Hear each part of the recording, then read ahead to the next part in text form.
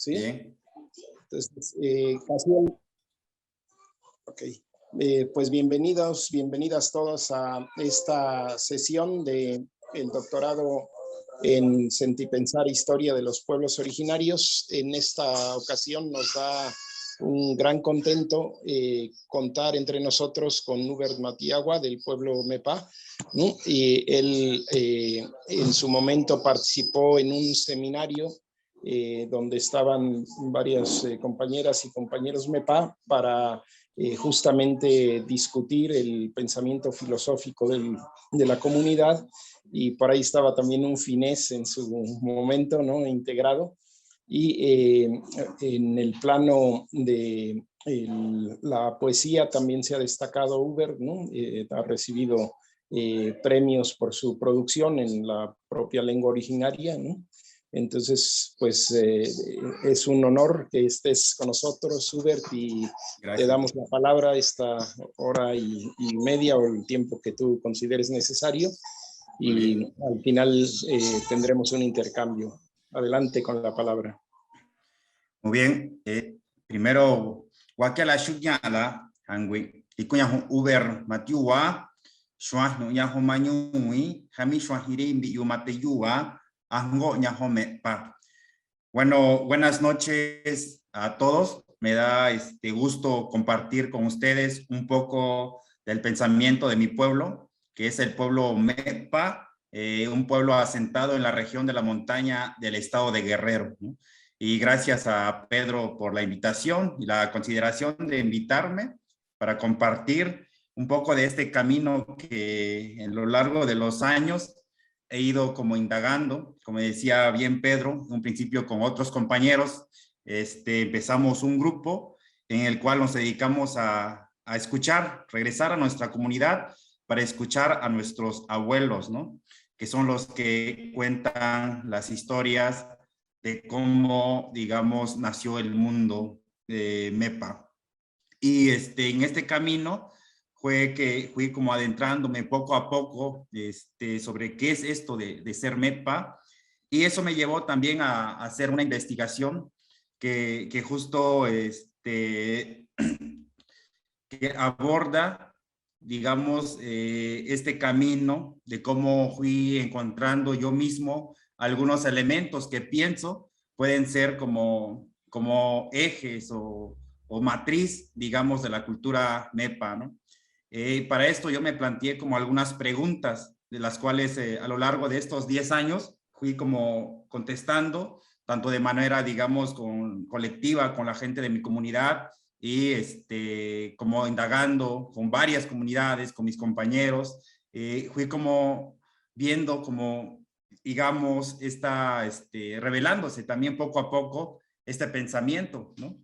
Bueno, para eso me gustaría como primero presentarles como un poco una diapositiva justo sobre eso, ¿no? Bueno, a ver. Bueno, sí se ve, ¿no? Sí, sí se ve. Muy bien. Este es un ritual del cambio de comisario que nosotros llamamos el cambio de comisario, que serían los comisarios jaguares en la comunidad MEPA de la zona de Acatepet, ¿no? Están haciendo justo la ceremonia de juego nuevo del comisario, ahí en esa foto. Bueno, esto lo llamé un poco, cómo hacen el pensamiento los MEPA, ¿no? O también lo estoy llamando como el filosofar de la gente piel, ¿no? Y ahorita justo es lo que les quiero abordar ahorita, la importancia, digamos, de la piel en la cultura MEPA. Bueno, para esto yo justo hice...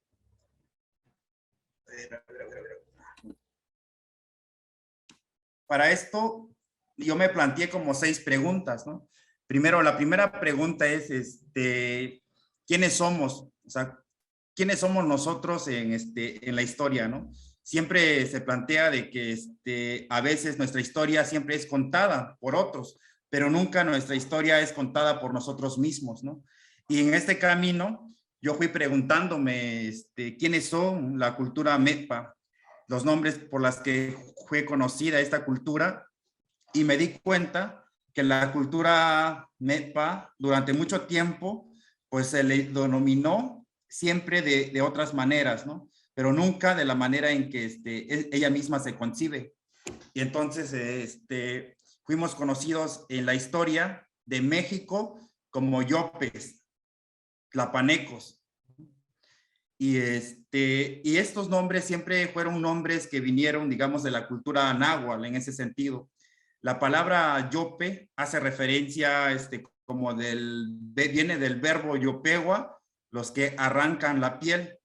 Y la palabra tlapaneco tiene que ver con el lugar de asentamiento tlapan, los que, digamos, el lugar donde se pinta o los que tienen pintada la espalda. Y ese término en algún momento derivó a una connotación peyorativa, ¿no? Para decir que los tlapanecos eran la gente de la cara sucia, cara chimeca o perros pintados, ¿no? Pero, sin embargo, en la historia de la región de Guerrero, nos habla que la cultura MEPA tuvo dos principales cacicazgos muy importantes. Una de ellas fue el de Yopitzingo, que estuvo justo, que tuvo el gentilicio de llamarse los Yopes, ¿no? Y la otra fue Tlapa, el lugar justo donde yo estoy ahorita, que también sería como un cacicazgo bastante importante. Pero ambas culturas siempre se les relaciona con las ritualidades de la piel, como los yopes, ¿no? Y entonces yo iba indagando justo quiénes son los tlapanecos, los yopes en la historia, me di cuenta que había varios documentos en los que relata la historia de los yopes, tlapanecos o mepas en Nicaragua, ¿no? Entonces hay una migración de esta cultura hacia la zona de Nicaragua, en un lugar que se llama Sutiaba, ¿no? Y resulta que en esa región, en Sutiaba, los MEPA, digamos, se les llamó maribios, sutiabas y sindió, ¿no? Si ustedes se dan cuenta, estos últimos nombres, tanto del MEPA como del sindió, son ya autodenominaciones por las cuales la cultura ya se define a sí mismo. Entonces es muy importante que cada uno de nosotros nombre el mundo tal y cual lo entiende, ¿no? Y no los nombres que vienen desde afuera, en este caso serían los nombres impuestos desde el idioma náhuatl, ¿no? Y entonces esta cultura que también es la misma que se asentó aquí en el Guerrero y que emigró a la región del Pacífico de Nicaragua, se le caracterizó también allá en rituales de la piel. Hay una crónica bastante interesante que leí en esa región, donde habla que justo cuando llegó la colonia, al meterse justo en esta región de los maribios, pues cuando se metieron, estos pueblos resistieron y al resistir mataron como varios caballos de los españoles, pero en represalia hubo como más represalia hacia estos pueblos, y una de estas represalias hay una guerra que se menciona que fue como el de los desollados, ¿no? Se dice que los abuelos, digamos, la gente más grande de esa comunidad, se desolló para que los jóvenes que tenían la fuerza de pelear contra los españoles se pusieran la piel de sus abuelos para ir en el combate, ¿no? Entonces, imaginan ustedes estos jóvenes guerreros ataviados con la piel de sus ancestros fueron hacia este combate, y los españoles al ver esta escena pues se horrorificaron más y en vez de, digamos, espantarse más, se envalentaron porque decían que eran demonios, porque traían la piel encima, ¿no? Pero si bien nosotros los MEPA, siendo que la piel es como la base, es una palabra matriz para nuestra cultura, pues representa más otra cosa. No representa que esa gente se desolló por desollarse, ¿no? Sino que para nosotros tiene la implicación de la piel como esa fusión de fuerzas, tanto de lo ancestral como de lo actual, para defender lo que estaba en peligro, que era el futuro de la cultura, ¿no? Y eso tiene que ver también con la idea de cómo se concibe la muerte, cómo se concibe la piel en una cultura. Entonces, volviendo un poco en la región, digamos ya de la montaña, empiezo a buscar, entonces, si la piel aparece como algo muy importante en la cultura MEPA, entonces, ¿en dónde están los rituales de la piel? ¿No? ¿Dónde están esos rituales de la piel ahora? ¿O cuáles son los vestigios de ese pensamiento en el que uno puede decir, aquí cierto, somos de la gente piel? Pues de entrada yo empecé como a preguntarme eso, buscaba esos rituales, pero no encontraba ningún ritual, pues no había un ritual semejante a eso. Y lo que me di cuenta es que justo con la colonia, pues fueron satanizados todos estos rituales referentes a la piel, pero sin embargo, indagando en la historia de la memoria oral, me encontré con unas historias bastante interesantes de los Boshtarida, gente piel. Entonces, resulta que cuando yo era niño, mi mamá o todos los niños MEPA nos cuentan una historia que es de la gente piel, ¿no? Nos cuentan esas historias que hace mucho tiempo en nuestra región existieron unas personas que tenían el don de estirar su piel. Esas personas eran caníbales, eran como demonios, se robaban a los niños, se comían a las mujeres, hacían como lo que quisieran con los viajeros, ¿no? Entonces yo empecé a pensar en esta memoria oral y a preguntarme, ¿cómo es que una memoria oral basada, digamos, en ciertas ritualidades de la piel, en este caso, puede ser tan satanizada, ¿no?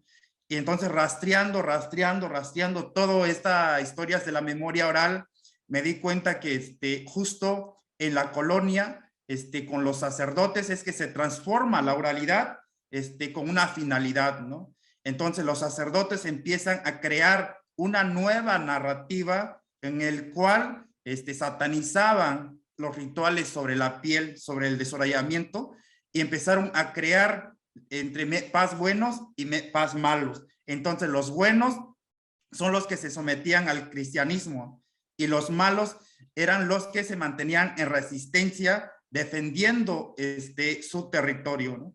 Y entonces a todos nosotros ya de estas generaciones nuevas se nos inculcó una historia para odiar a nuestros propios ancestros. Se nos inculcó una historia en la cual negábamos la piel como esa palabra matriz en el cual está implícita, digamos, ese horizonte ético de nuestra cultura. Y al negar eso, pues también empezamos como a olvidar la piel como fundamento de nuestro pensamiento, ¿no? Eso es como se generó una narrativa a partir del poder y de la colonización. Y esa narrativa, pues la empezamos a reproducir y seguimos colonizándonos y seguimos negando a nuestros ancestros. Ese es como un elemento. Y el otro elemento es, dije, bueno, si bien está la memoria oral, pero entonces, ¿qué es lo que sirve como para decir que es cierto que los MEPA son realmente la gente piel? Y identificando justo las palabras, resulta que al hablar en el idioma es una de las cosas que se conserva, que yo creo que todas las culturas conservan actualmente la manera de nombrar el mundo. Aunque haya cambiado muchas cosas, aunque nos han transformado muchas historias de la memoria oral, el nombrar el mundo, en ese nombrar el mundo, también se conservan todas estas palabras que son corazón, que en algún momento significaron mucho para nuestra cultura. Por eso para nosotros resulta que la palabra verbo, por ejemplo, el verbo estar y el verbo vivir es el verbo está, es el verbo piel, ¿no? Entonces, como todo lo que está, todo lo que vive para nosotros es piel. Y ya indagando sobre eso me di cuenta que no nada más se detenía en eso, sino también la piel es una característica de la identidad. Por ejemplo, cuando alguien dice, Pustachiska Shabotsukwen, esa persona es muy flojo, ¿no? Lo que está diciendo en MEPA es, esa persona es una piel floja, ¿no? Si tú dices enfermizo, Estamos diciendo, es una piel muy enfermiza, es una piel muy mezquina, es una piel muy trabajadora.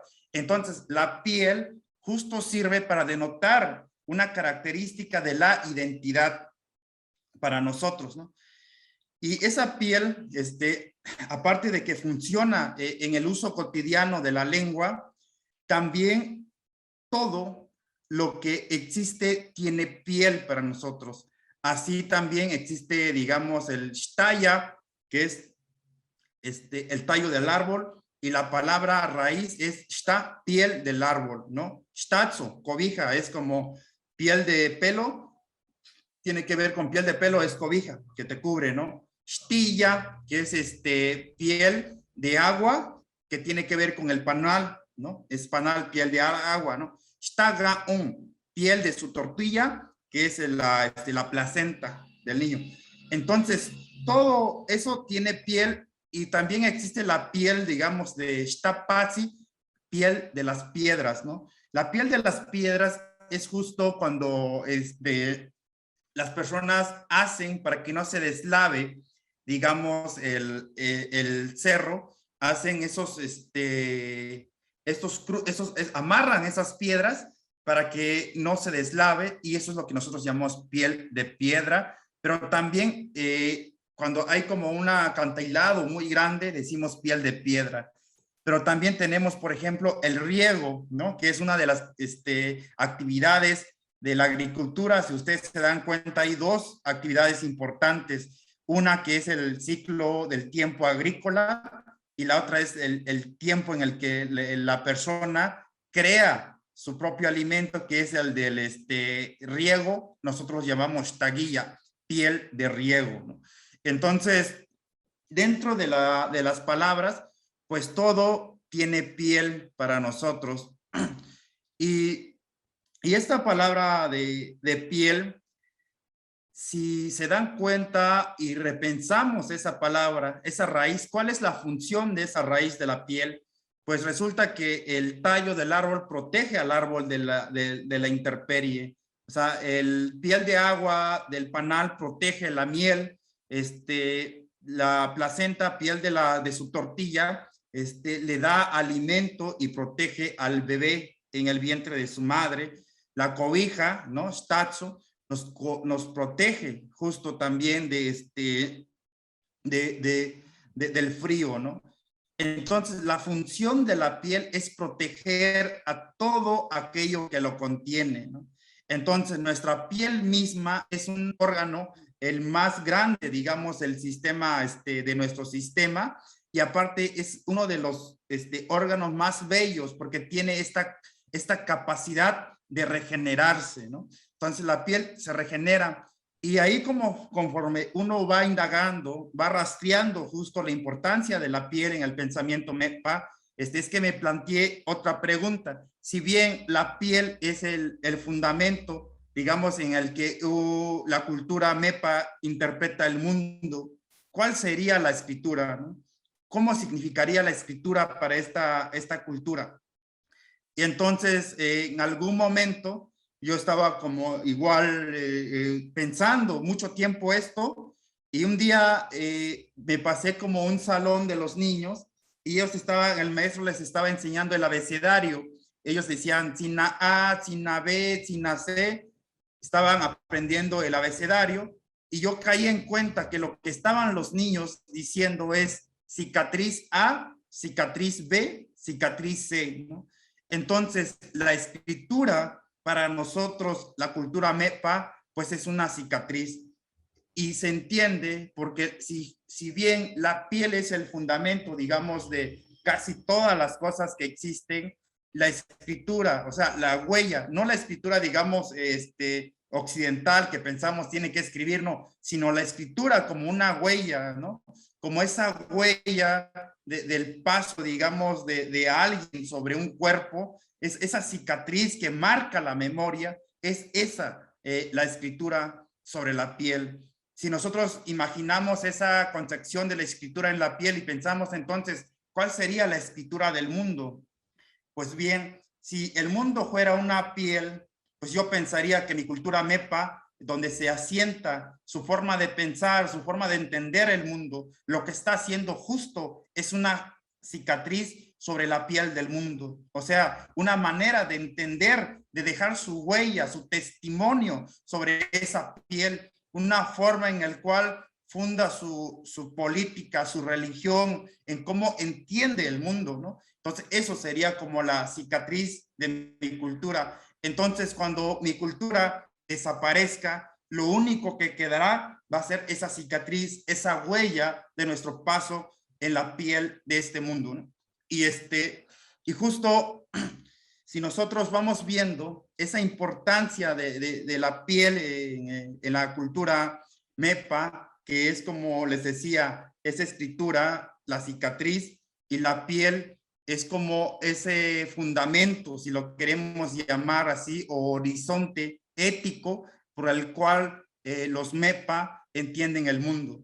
Entonces, entender el mundo como si fuera su piel no es tan fácil. Y yo creo que también los abuelos MEPA lo entendieron, que no es fácil transmitir ese pensamiento.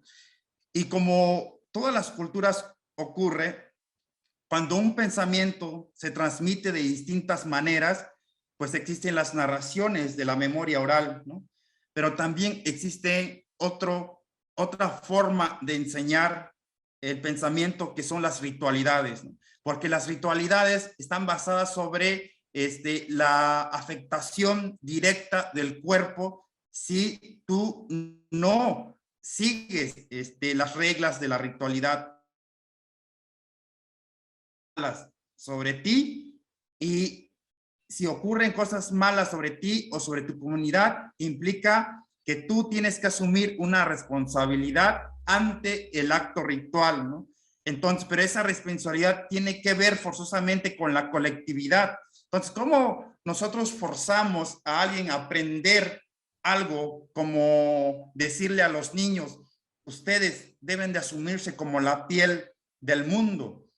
Pues si hacemos memoria oral, contamos historias, contamos cuentos, pues se entiende que en algún momento alguien diga, pues a mí no me interesa eso, ¿no?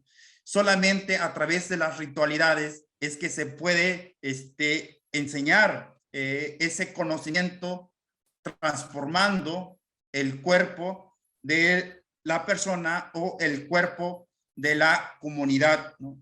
Por eso es que existe un ritual muy importante en la cultura MEPA. Este ritual se llama Ashtamba, ¿no? Ashtamba es un ritual que se hace cuando un niño nace. Cuando un niño nace, nace con un hermano animal, y ese hermano animal vive en un lugar. Puede vivir en una barranca, entre las piedras, en donde sea.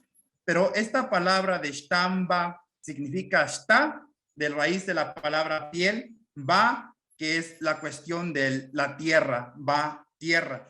Pero también se dice Shtambayu, que es el piel que le ayuda a vivir en la tierra, ¿no? Entonces, cuando un niño empieza a manifestar ciertos sueños, se sueña volando, se sueña arrastrando, se sueña comiendo elotes en el monte, pues es necesario ya hacerle este ritual para que entienda ya todo lo que es digamos, el pensamiento, por decirlo de esa manera, el pensamiento de la piel, que él lo lleve a la práctica, ¿no? Entenderse que no es solo él, sino que él es los otros que existen con él en el mundo, ¿no? Entonces, esta ritualidad implica tres, digamos, dimensiones de pensamiento o dimensiones del ser, si lo queremos llamar, que sería ser, que yo el que nace, ser otro, que es mi hermano animal, y ser territorio, que es el lugar donde necesariamente ese hermano animal vive, ¿no? Pero esas tres, digamos, dimensiones de pensamiento a la vez son solamente uno, que es el ritual de Stamba, ser piel de tierra. Entonces, justo es como lo que un niño pues va aprendiendo. Y a partir de todo esto, pues se desprenden otras cosas más, también más profundas, ¿no? Sobre la piel. Entonces, bueno, ya como avanzando un poco, este es como un cuadro un poco comparativo que hice yo desde la lengua que estudié en Nicaragua, que es el Sutiaba, y luego el Mepa, y un poco lo que significa. Entonces, esta parte, en algún momento en la historia encontré, digamos, en Sutiaba, 3 cantos de un libro que se llama Rabinal Achi, ¿no? Es una obra maya, ¿no? Donde aparecen 3 cantos de la lengua maribia, que serían 3 cantos de la lengua mepa, ¿no? ¿Perdón?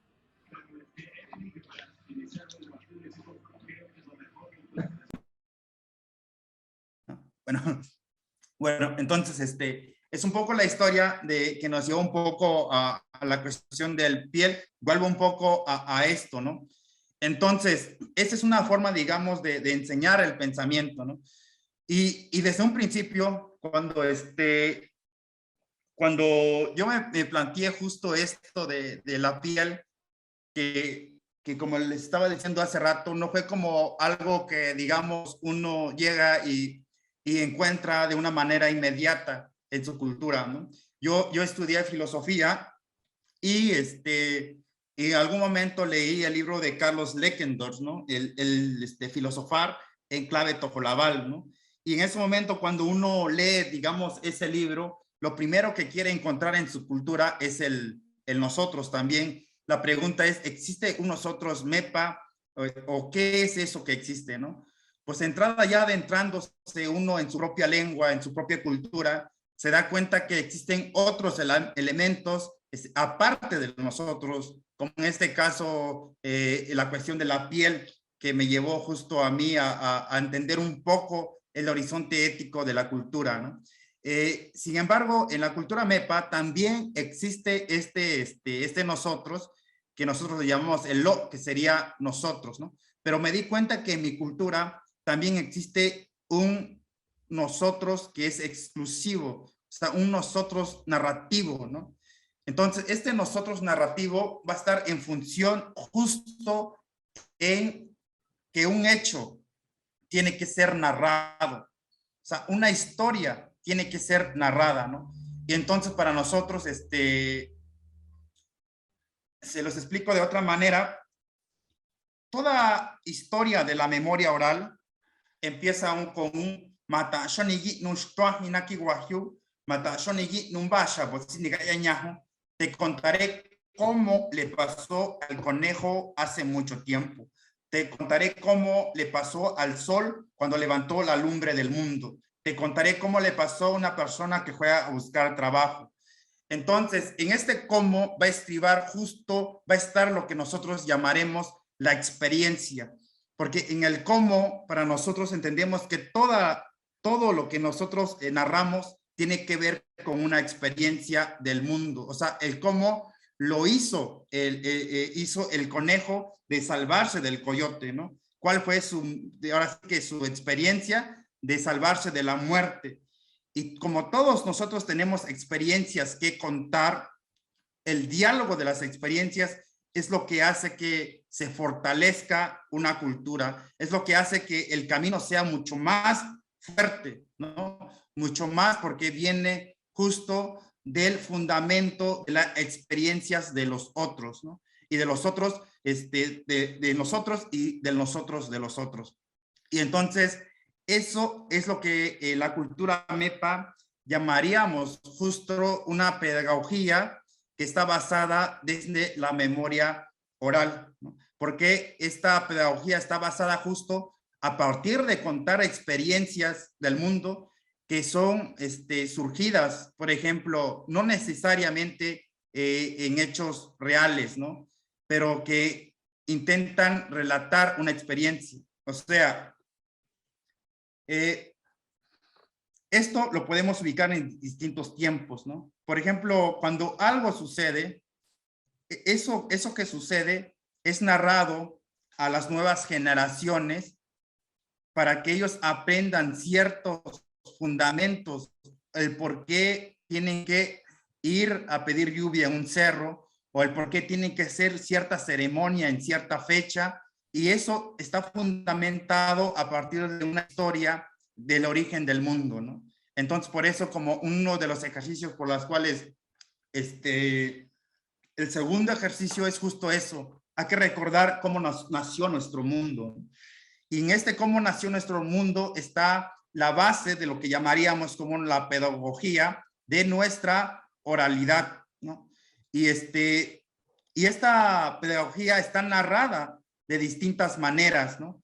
Narrada de distintas maneras. Algunas de ellos pues pueden llamarse historias de origen, que serían como lo que llamarían historias míticas. También otras son historias, parábolas, otros son cuentos. O sea, son las distintas manifestaciones por la cual la oralidad está diversificada en la memoria, ¿no? O sea, las distintas oralidades, las formas que existen, es que se cuenta esta experiencia. Y otra cosa que nos lleva esto, si lo que nosotros contamos del mundo es una experiencia que está presente en las narraciones de los animales, de cómo se creó el mundo, cómo resolvieron cierto conflicto, eso nos lleva a plantearnos sobre la idea de verdad, o sea, sobre el concepto de lo absoluto, ¿no? Que justo tiene que ver con el capitalismo, que justo tiene que ver con la globalización, que justo tiene que ver con la verdad, con lo universal, ¿no?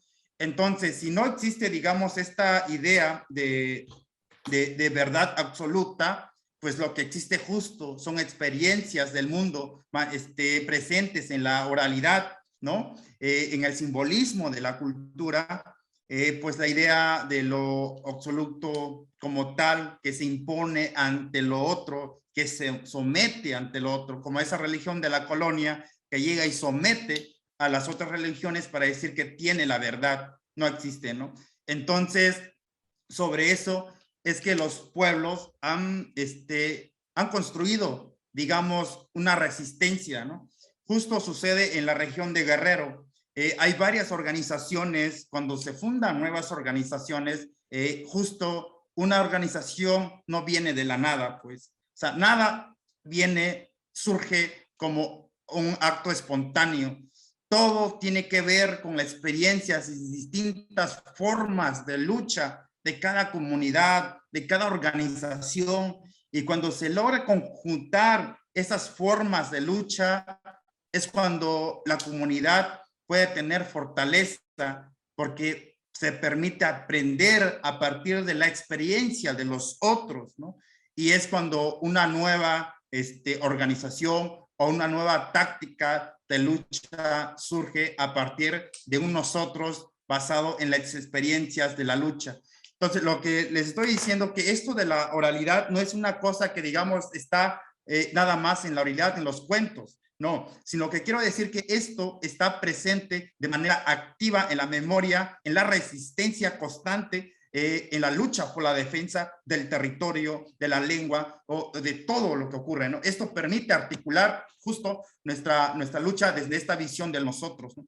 Y eso es como lo que uno puede ir pensando, digamos, desde la cultura MEPA, ¿no? En este caso. Entonces, bueno, como les decía, dentro de las narraciones, pues también hay muchas cosas distintas que hay que repensar. Prácticamente todo tenemos que repensar, ¿no? Y todo eso está en las historias de origen. Por ejemplo, les voy a contar como si nosotros quisiéramos pensar el concepto de biología desde nuestra lengua. ¿Cómo lo pensaríamos? Tendríamos que partir desde cómo nosotros entendemos a los animales en la comunidad. Y, por ejemplo, esta clasificación para nosotros los MEPA, por ponerles un ejemplo nada más de los animales jícara, ¿no? Los animales jícara, para nosotros son todos los animales que tienen caparazón. Y dentro de esa clasificación, todos los animales que tienen caparazón, está la tortuga, está el armadillo, están los escarabajos, los insectos, o sea, todos. Pero esta clasificación está basada a partir de una historia de origen, que sería como la Conjuba, digamos, la deidad que ordenó el mundo, vivía y los animales eran flacos, desnutridos, nadie se quería, ¿no? O sea, porque decían, estamos muy feos, nadie nos quiere, necesitamos tener cuerpo, necesitamos ser animales bellos. Y se organizaron los animales, ¿no? Se juntaron todos ellos y dijeron, yo también no estoy de acuerdo con este cuerpo que tengo, me siento desnutrido. Se organizaron y fueron a ver a esta deidad, le dijeron que si les pudiera dar más carne, porque ellos necesitaban carne para poder vivir sanos. Y entonces la deidad les dijo, está bien, voy a hacer un día una fiesta y vengan a comer.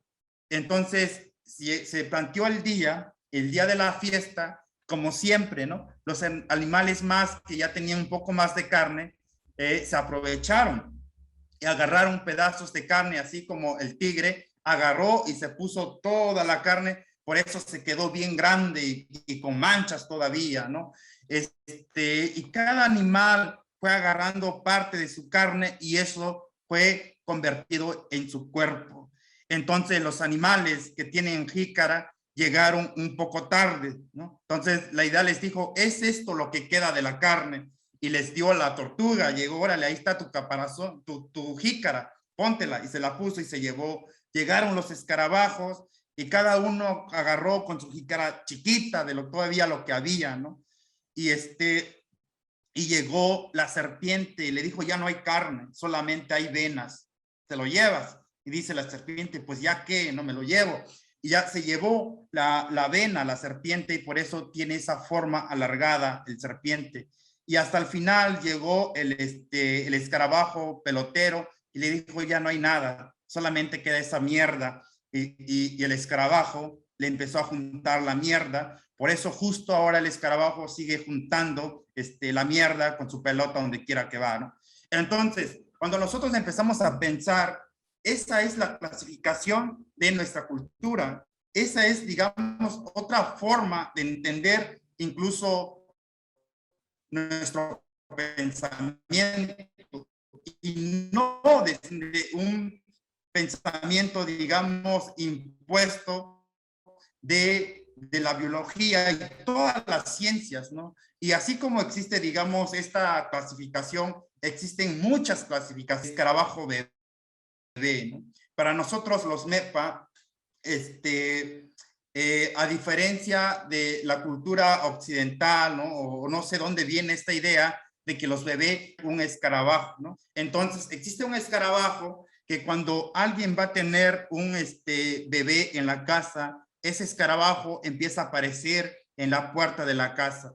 Entonces empieza a llorar, a llorar, a llorar. Hay mujeres que no lo quieren, lo agarran, lo tiran, lo van a dejar hasta la barranca, pero el escarabajo tiene que dejar su mensaje, regresa, lo tiran, regresa, porque tiene que anunciar la llegada de un bebé en esa familia, ¿no?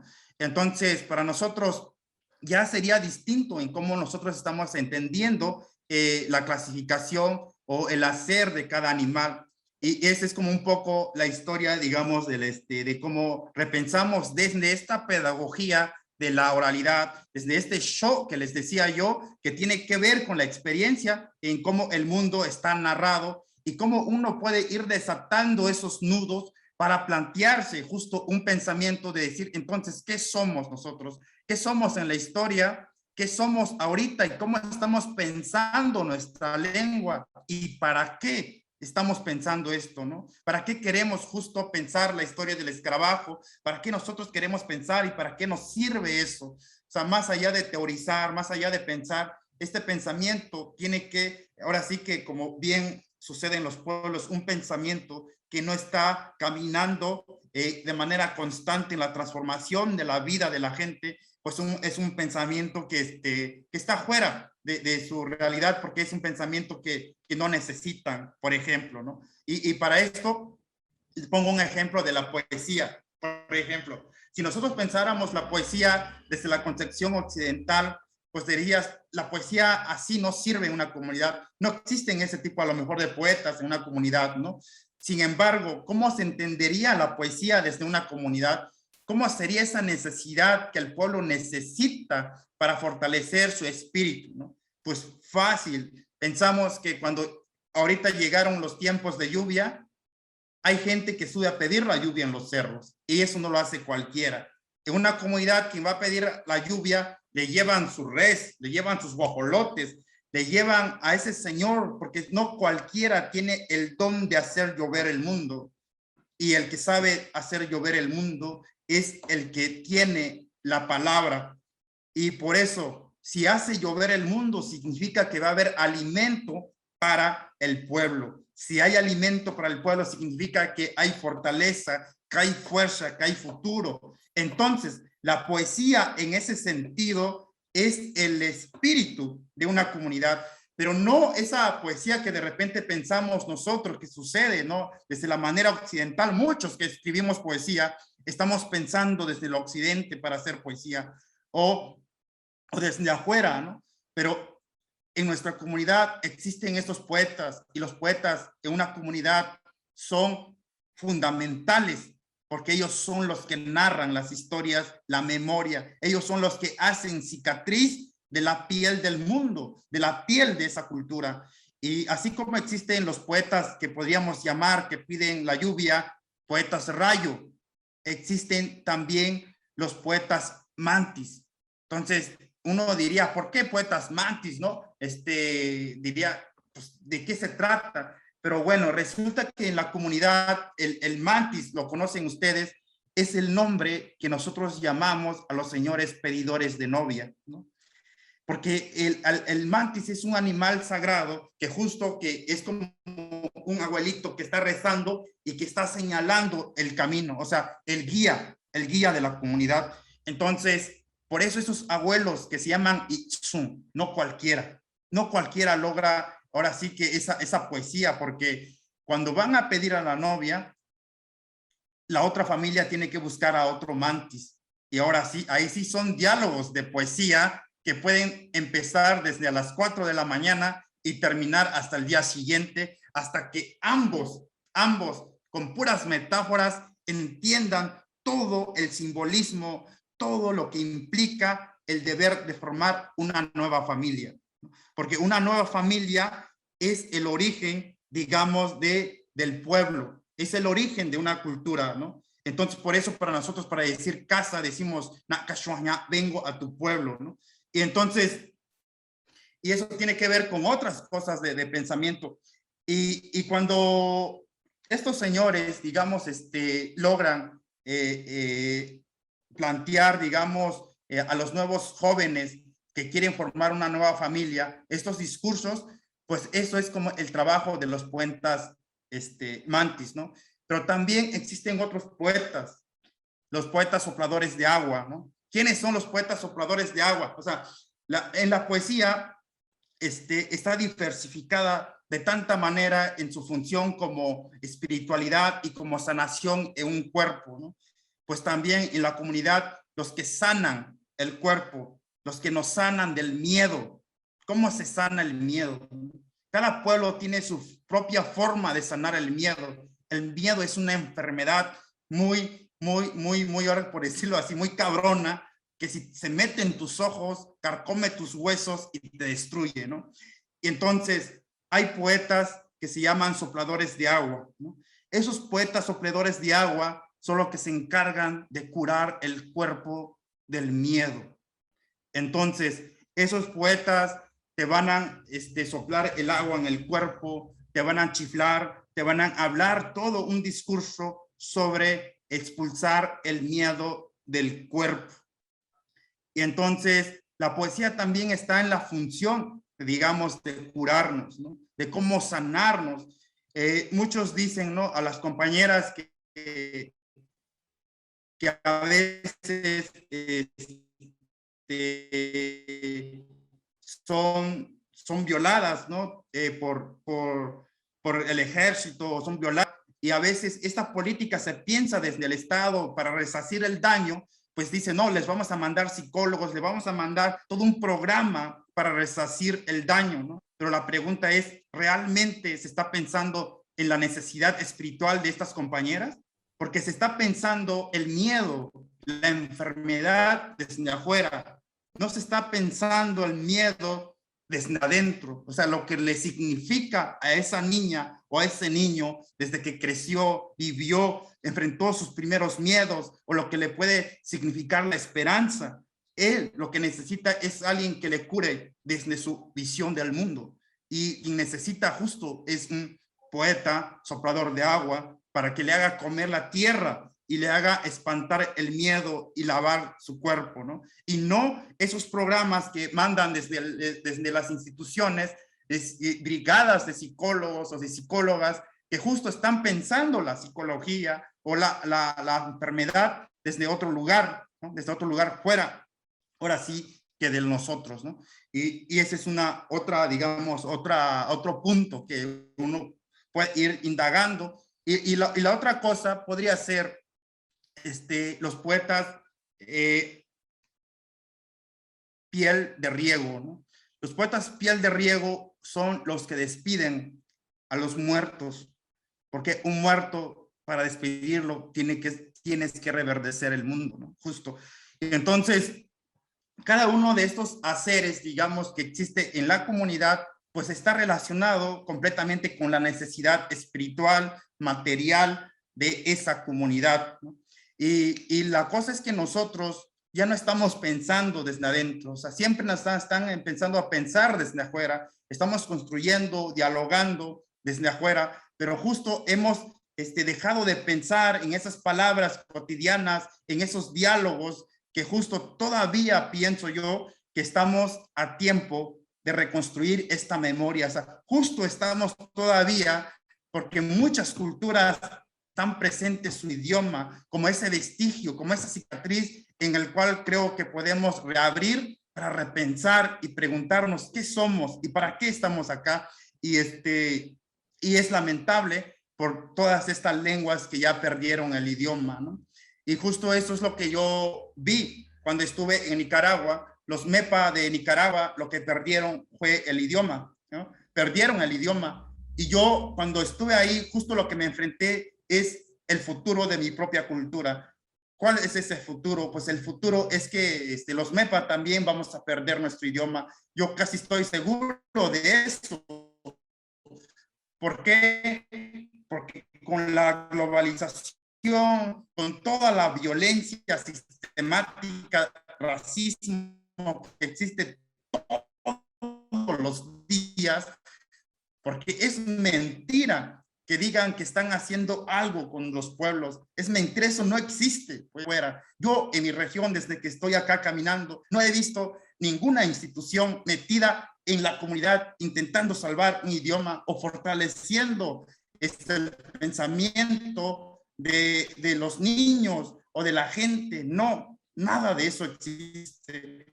Entonces, lo único que sé que sí existe es violencia, es racismo. Eso es lo que existe, porque ni siquiera en los planes de estudio no está contemplado nada del pensamiento de nosotros, ¿no? Y como no está contemplado nada de ese pensamiento, entonces significa que para tener voluntad de respetar a los pueblos, tenemos que reformar cuestiones de leyes, ¿no?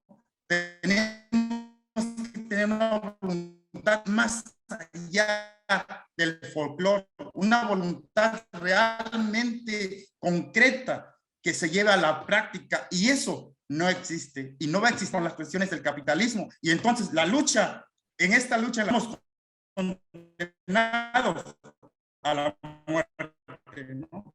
Y ese es el punto, que si estamos condenados a la muerte, ¿cómo justo nosotros pensamos ese futuro? ¿Cómo pensamos, digamos, esa esperanza, fortaleza de ir más allá del capitalismo, ¿no? Y eso, les digo que esa voluntad es prácticamente nula. Aquí en la región donde yo estoy, los defensores de los derechos humanos son desaparecidos. Justo en este 2 meses desapareció un defensor de derechos de la presa de la Parota, ¿no? Hace algunos años mataron a Arnulfo Cerón. Entonces, cada uno de los que va más allá, digamos, de reclamar este derecho justo por el simple hecho de vivir, pues aquí significa la muerte, ¿no? Y eso es lo que yo pienso, y eso es como lo que existe realmente. Por eso es lo que yo digo, parecer. Y estoy viendo que en las principales cabeceras de mi comunidad, pues la lengua se está dejando de hablar, ¿no? La lengua se está siendo desplazada. Las palabras de nombrar el mundo están dejando de tener sentido, ¿no? Los nombres, por ejemplo, de los gusanos, los nombres de diferentes especies, como ya no se usan, como ya no se regresa a ellos, ya no se cuenta su historia, están empezando a desaparecer. La historia de las palabras la estamos empezando a olvidar. Y eso es lo que está acelerando la pérdida de todo esto. Y por eso existe eso, pero a la par existe también esta fortaleza, como justo les también, es como imaginarse un agua, un mar, ¿no? Imagínense ustedes que los que estamos en este camino, como si fuéramos alguien que se está ahogando en un mar, y esos pataleos por vivir son los únicos esfuerzos que se hacen, ¿no?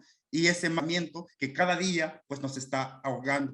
Eso es como una parte, lo que pienso. Les decía, volviendo un poco a estas historias de la oralidad, si nosotros planteamos justo, les decía yo, esa clasificación, este pensamiento, existe también el rastrear nuestro propio pensamiento. ¿Cómo rastreamos la historia del pensamiento si no tenemos libros? Lo que tenemos es una oralidad. Entonces hay que identificar el simbolismo de esa oralidad, ¿no? Por ejemplo, entonces rastreando todo eso, yo me encontré que hay historias, por ejemplo, de diablos, hay historias de viajeros, hay historias de hombres sin cabeza, pero resulta que a partir de que aparece el dinero como un elemento simbólico fuerte que te has transformado la vida de la comunidad, se empieza a transformar la oralidad también. Entonces existe la historia de los diablos que te dan dinero, existe la historia de las cuevas, pero también existe estas historias donde los abuelos van aconsejando a los niños que no sean tan mezquinos, que no sean tan ambiciosos con el dinero, o si no les pasará como esas múltiples historias que suceden que sucedieron, ¿no? Como en la oralidad. Entonces, esas historias van cambiando también y nos van relatando un tiempo histórico. Entonces, podemos situar tiempos históricos en la memoria oral. Sí, solamente hay que rastrearlas, identificar cuáles son esos momentos, digamos, de la oralidad, ¿no? No sé si ahí tienen alguna pregunta. Me gustaría que tuviéramos un poco de diálogo. Ok, pues se abre la palabra a quien quiera participar.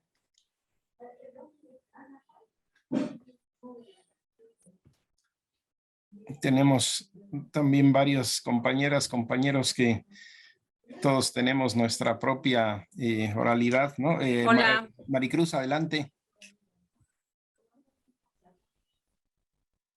Adelante. A dos participantes ahí. Habla tú, ahí voy después. Ay, bueno, muchas gracias. Bueno, primero que nada, muchas gracias por tus palabras, muchas gracias por tu investigación, por compartirnos quién eres. Y pues yo nada más diría, no todo está perdido. O sea, estás tú, está la gente que te cuenta las historias, están estos rituales. Entiendo que la violencia es estructural, sistemática. O sea, vivimos en este país, en México. Bueno, yo estoy desde León, Guanajuato, y en ese sentido, dices, mientras haya jóvenes y personas como tú y gente como todos los que estamos aquí en el doctorado, yo insisto, no todo está perdido. O sea, el hecho de que tú nos compartas este significado tan profundo de ser gente de piel, o sea, nada más de mencionarlo, vibra todo el cuerpo. Y no soy para nada Mepa, si es que lo pronuncio bien, pero me queda claro que esta forma, que diría desde lo que hemos trabajado aquí en el doctorado, la cosmopercepción, o sea, dejar esa idea de la cosmovisión, o sea, que se vive con todo el cuerpo, me parece que lo que nos has compartido es esperanza. O sea, hablar de estos especialistas, poetas rayo, poetas mantis, poetas sopladores de agua, poetas piel de riego, dices, nos compartes una esencia que en mi caso ni siquiera sabía que existía. Y yo creo que en este sentido, como tú bien lo dices, la oralidad es el medio y lo que está en contra es la imposición cotidiana, dominante del español. Ahora mismo nos estamos comunicando en español. Dices, entonces, ¿qué es lo que necesitamos hacer? Pues trabajo desde la comunidad, trabajo desde los diferentes órdenes de gobierno y hay que hacerlo. Entonces, yo sí te diría, entiendo tu conciencia al ver el trabajo o a ver a los compañeros de Nicaragua en donde ya habían perdido la lengua. Dices, pero no significa que en este momento no haya otros medios como el que estamos utilizando ahorita, ¿sí? Para hacer el esfuerzo de que esto continúe, ¿sí? Estos poetas, si todavía están haciendo su trabajo, hay esperanza. Y en la esperanza, tú lo dijiste, desde el ritual de nacimiento, desde este escarabajo que llega a anunciar. A mí me llama la atención, visto desde, dijéramos, los animales que han sido más, no sé si es el término, populares. Dices, el escarabajo entre los, ay, no tengo buen oído, MEFPA. Dices, los escarabajos también han sido muy importantes para los egipcios. Entonces, ¿qué conocimiento profundo puede haber de este compañero de vida, que es el escarabajo rodador de mierda? Dices, que lo ha hecho culturalmente significativo, ¿sí? Esa sería mi pregunta para ti, recordando que el escarabajo en Egipto también ha sido un animal sagrado. Y decirte, aquí estamos, yo no sé si tendremos suficiente fuerza, pero lo peor es no hacer nada. Y tú ya estás haciendo. Estás aquí con nosotros compartiendo tu sabiduría. Muchas gracias. Gracias, Maricruz.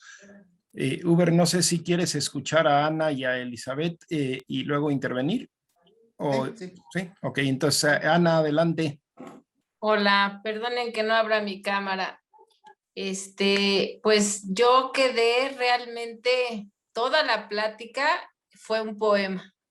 Su forma de hablar, o sea, no nada más nos habló de poetas, de animales poetas, de funciones de personas que hacen diferentes tipos de poesía para diferentes funciones de la vida cotidiana, sino todo lo que nos estuvo diciendo, yo sentía que estaba leyendo una poesía. Y pues yo lo quiero felicitar mucho. Y pues lo mismo que dice Maricruz, estamos en esta función de hacer visibles estas formas de expresión, estas culturas que a lo mejor no han sido lo suficientemente vistas, pero que están ahí y que están ahí con una forma diferente de mirar la vida. Y lo que sí yo no coincido con Maricruz es que dejemos esto en manos de la tecnología, cómo piensan las instituciones en el libro de Mary Douglas. Las instituciones son muy cuadradas, las instituciones no tienen la riqueza de pensamiento que tiene el compañero Uber. O sea, muchas felicidades y muchas gracias. Gracias, Ana. Eli, si quieres intervenir, por favor. Sí, gracias, Pedro. Buenas tardes. Pues muchas gracias por esta presentación que nos realizas. La oralidad es un elemento fundamental para este proceso de mantenimiento de las culturas. Yo conozco un poco de ella, pero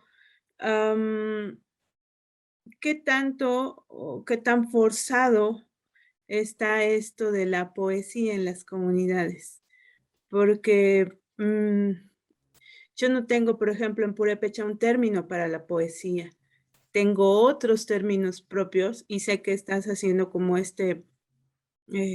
pues esta traducción o este acercamiento para el español, para los compañeros y nosotros, pero ¿por qué no también hablar de estos términos propios o de estos términos de las comunidades?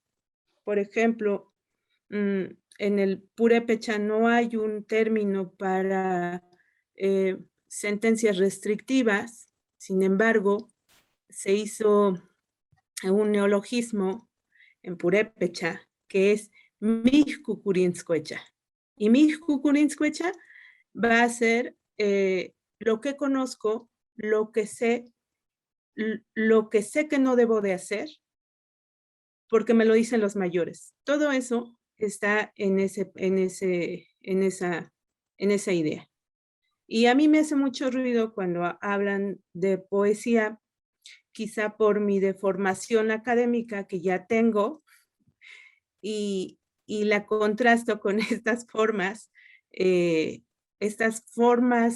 distintas de discurso en las comunidades y en las lenguas en particular. Y conozco muy poco. Por eso es que tengo esa duda. Bueno, gracias. Gracias, Eli. Pues adelante, Uber, si quieres contestar y seguir tu hilo también, adelante. Sí, sí, justo empezando con lo de la poesía, ¿no? Pues justo es eso, ¿no? Justo que no existe un término para la poesía, digamos, en la comunidad que totalice todo, ¿no? Que digamos, esto es la poesía, no. Por el contrario, es distinto y cada uno es en su hacer y es diferente, se nombra de otra manera. Por eso decía yo que los poetas que piden la lluvia son poetas rayos, ¿no?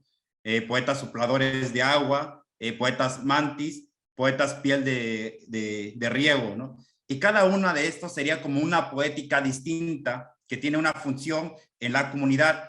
No existe, digamos, este término que digamos poesía, es decir, esto es poesía, no, sino que existe cada una de estas partes que hacen una totalidad en conjunto, ¿no? También no existe igual que nosotros como este concepto de flor y canto en los náhuatl, ¿no? Nosotros no tenemos eso, para nosotros la flor es otra cosa, es X, ¿no? O sea, no pensamos nosotros como el flor y canto, para nosotros pensamos, te digo, estas otras formas distintas en que le está justo dada la poesía, más bien en el hacer de la poesía, ¿no? El hacer, que es justo lo que vamos, ¿no? Porque justo si nos detenemos en problemas conceptuales de traducir cómo se entiende filosofía en la comunidad, cómo se entiende poesía en la comunidad, yo creo que perderíamos mucho tiempo en esas cosas conceptuales y no nos dejaría ver realmente la cosa de fondo que está dada de distintas formas en la comunidad.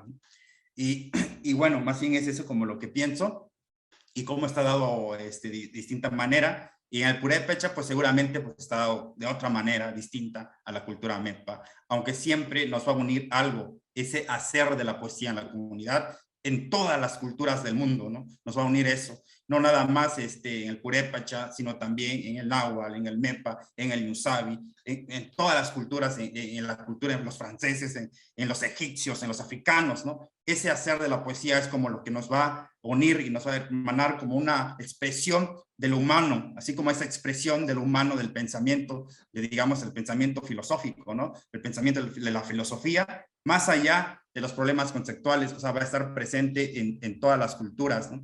Eso es lo que pienso. Y viendo lo del escarabajo, sí, efectivamente, ¿no? Cada cultura también va a representar a través de símbolos su sexualidad, ¿no? Cada cultura va a tener eso, todas las culturas van a tener algo para representar esa sexualidad, sus formas, sus rituales, sus prácticas. Y entonces, lo que decía compañera Maricruz, ¿verdad? No me acuerdo. Sí, Maricruz. Sí, gracias, Maricruz. Sí, que justo el escarabajo, sí, es una parte que conté el escarabajo, pero es más amplia todo esto del escarabajo, ¿no? Es muy amplio, es todo un tema del escarabajo que podemos tardar otras 2 horas.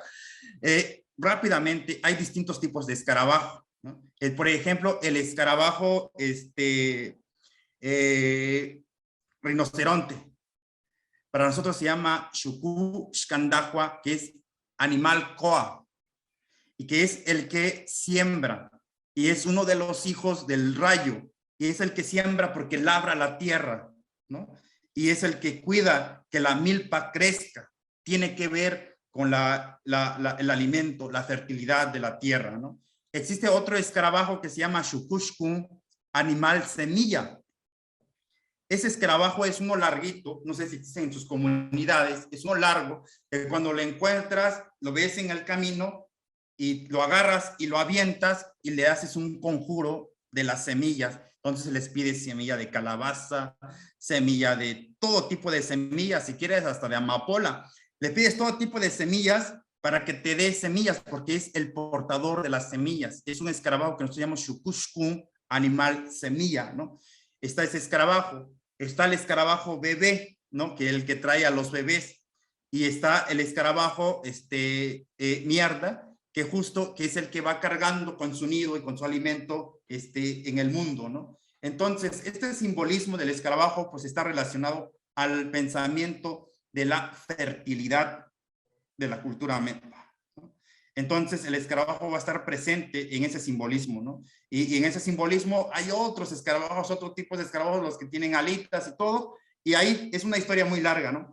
Pero sí, efectivamente, pensar desde nosotros nos va a plantear justo esta idea de cómo nosotros conocemos a los animales jícaras, que sería un concepto ya de clasificación de todos los animales que tienen jícara. Pero también en nosotros la clasificación de jícara se llama shua.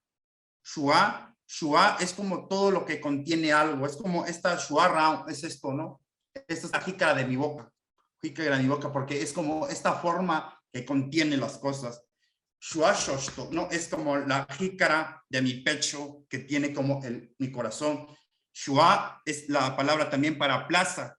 Y entonces, esto de que los animales jícaras también son esos animales que contienen estos colores de la vida, esta forma de expresarse, la fertilidad en la cultura mepa, ¿no? Y eso es como un tema, como les decía, también largo, y a ver, vamos a seguir escuchándolos. Rebe, adelante con la palabra. Gracias, Uber. Hola, buenas noches. Perdón que no abra la cámara, es que estoy trabajando.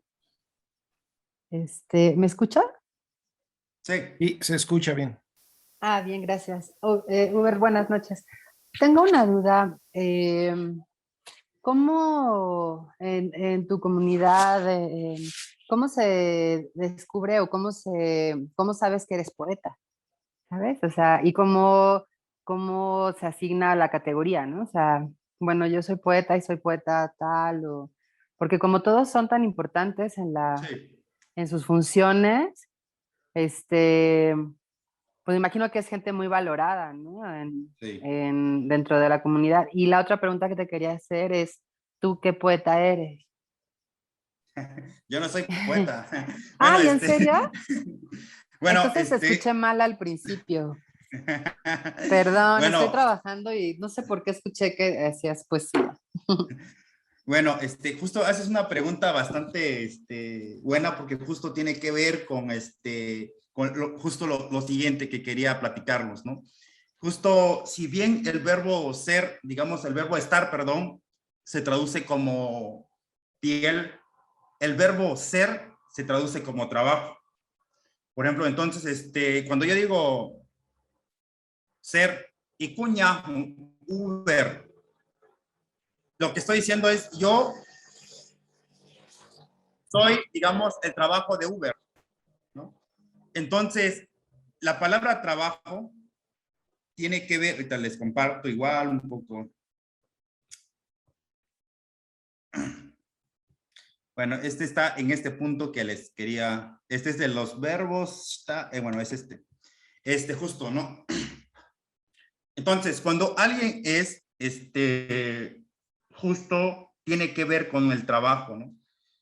Cuando un niño MEPA nace, entonces rápidamente, esto no es en todas las comunidades, porque en el MEPA hay variantes también, y aunque no podemos totalizar incluso dentro del pensamiento MEPA, ¿no?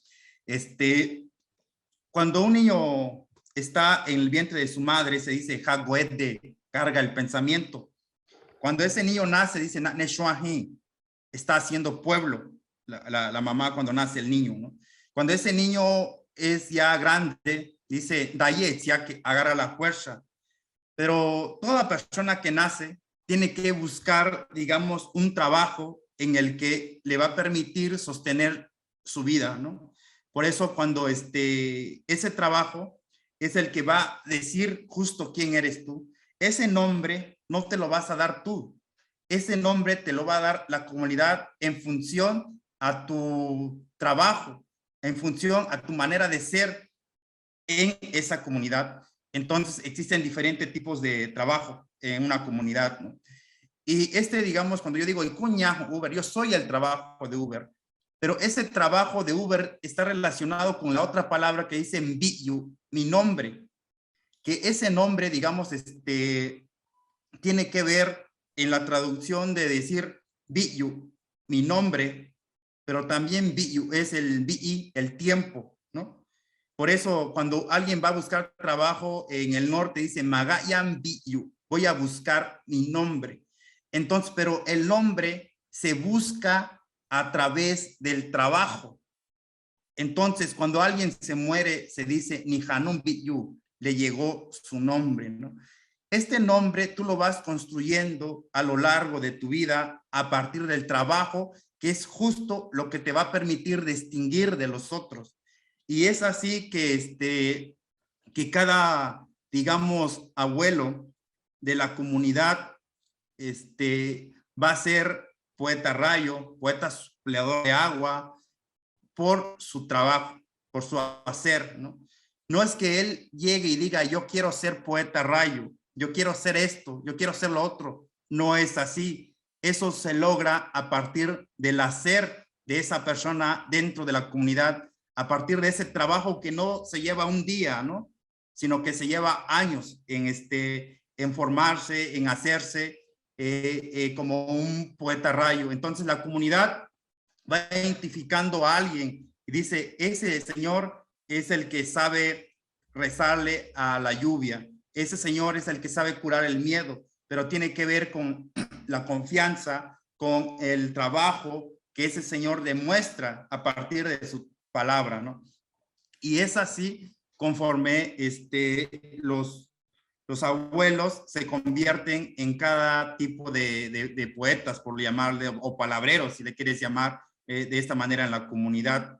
Y también, cuando dentro de esta comunidad, al menos en esta zona MEPA de donde yo soy, que es Zacatepec, existe alguien que se llama Xiñá, que es como el que está a ver acá, en esta foto ven que alguien está agarrando la mano de una niña. Entonces, este señor es el Xiñá de la comunidad y este trabajo, digamos, sería como hay un gobierno en esta comunidad, el comisario es ¿no? y este es el Xiñá. Ellos, este es como el guía espiritual de la comunidad. Y este es un trabajo vitalicio. Esto se acaba hasta que él se muera. Y entonces la comunidad nombra a otro para que entre en lugar de él si algo le pasó, ¿no? Y entonces eso se hace a partir de trabajos que la comunidad justo te da el nombre, ¿no? Pero no nada más es particular esto en el MEPA, pues. Tiene que ver con el panadero, es panadero porque hace pan. El zapatero es zapatero porque pues hace zapatos. Es un poco así también en esa lógica, aunque en la comunidad el concepto de trabajo es mucho más amplio, porque entonces el ayuntamiento, digamos, o la casa de gobierno, nosotros lo llamamos guañajun, casa de trabajo, porque en esa casa justo lo que se hace es el trabajo para la comunidad. Ahí todo se hace para la comunidad, es un trabajo colectivo, ¿no? Y existe el trabajo justo también de buscar el nombre, ¿no? En esta ceremonia que se llama el comisario jaguar, aquí la niña está ahumando a los nuevos integrantes de la casa del trabajo. Entonces, en la comunidad nosotros, el bastón de mando, nosotros llamamos Yagunishi, niña de mando, ¿no? Niña nueva, niña de mando. Entonces, para nosotros el bastón de mando es una niña. Y simbólicamente aquí la niña lo que está haciendo es ahumar. Ella es el bastón de mando, ahumando a las nuevas autoridades de la comunidad. Pero aquí justo surge una pregunta, ¿no? ¿Qué pasa con la cuestión de la mujer en una comunidad? Justo lo que decía la compañera María hace rato, que decía que no es desesperanzador. Sí, justo lo que nos mantiene es la esperanza de repensar desde lo nuestro, justo para fortalecerlo desde adentro, ¿no? Ese es lo que motiva siempre el camino de repensar desde la lengua. Pero también repensar la lengua nos tiene que ser muy críticos a ella misma. Nos tiene que poner, no folclorizarlo, sino que verlo de una manera como es, ¿no? Como está dada. Y entonces, y como está dada, la comunidad, por ejemplo, enfrenta muchos problemas de machismo interno en las comunidades. Si bien en las comunidades casi no hay comisarias, ¿no? Dentro del pensamiento MEPA es muy importante la palabra, poner la palabra en la mesa, porque la mesa, la palabra se comparte, y en esa mesa de trabajo es donde se ve reflejado el sentimiento de todos. Pero ¿qué pasa cuando la palabra de la mujer no está reflejada en esa mesa?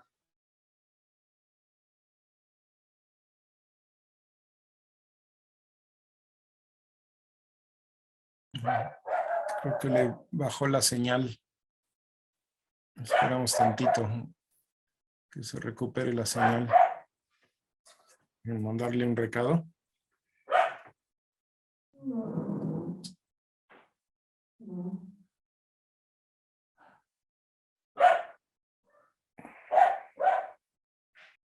Entonces, es como un panorama tanto de adentro y como de afuera, ¿no? Perdón. Oye, Hubert, y perdón que te interrumpa, pero ya hay como estas semillitas, o sea, bueno, obviamente en tu pensamiento es claro que sí existe, pero ya se ha llevado a la mesa algo de esto que nos platicas, de este tema de género. Pues todo el tiempo se ha intentado llevar cosas a la mesa, ¿no? O sea, y no nada más, digamos, personas particulares, sino organizaciones, pero pues es un proceso largo, pues. O sea, no es algo que digamos, vamos a llevar a la mesa y es así. En las comunidades, el colonialismo está tan adentro que es difícil justo lograr ir transformando poco a poco, ir debatiendo justo la función de las mismas ritualidades, ¿no? ¿Qué ritualidades sirven y cuáles no? Y eso es como un problema en el que hay que como dialogar como comunidad.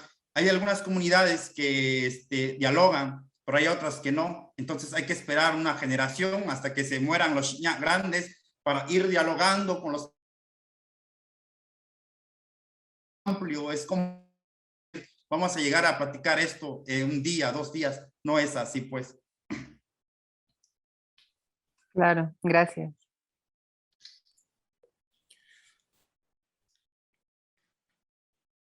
No sé quién seguía con la palabra. Que me salí tantito. Sein, ¿no? Sí, bueno, ¿sí me escuchan? Sí, se escucha. Ah, bueno, acabo de levantar la mano. Está bien, gracias. Sí me llamó la atención este planteamiento que hace Hubert con respecto al verbo que identifica el ser, ¿no? O sea, ¿quién soy? Y soy en función de lo que hago, algo así fui entendiendo, en función del trabajo precisamente. Y cómo eso, eh, eh, por ejemplo, bueno, yo sé que aquí en CELTAL no lo he estudiado mucho, pero nos dicen que el ser tampoco existe como tal, sino más bien es estar. No somos, sino que estamos, porque nuestra condición humana tiene que ver con espacio-tiempo. Entonces, soy en la medida que me ubico, cuándo y dónde existo, ¿no?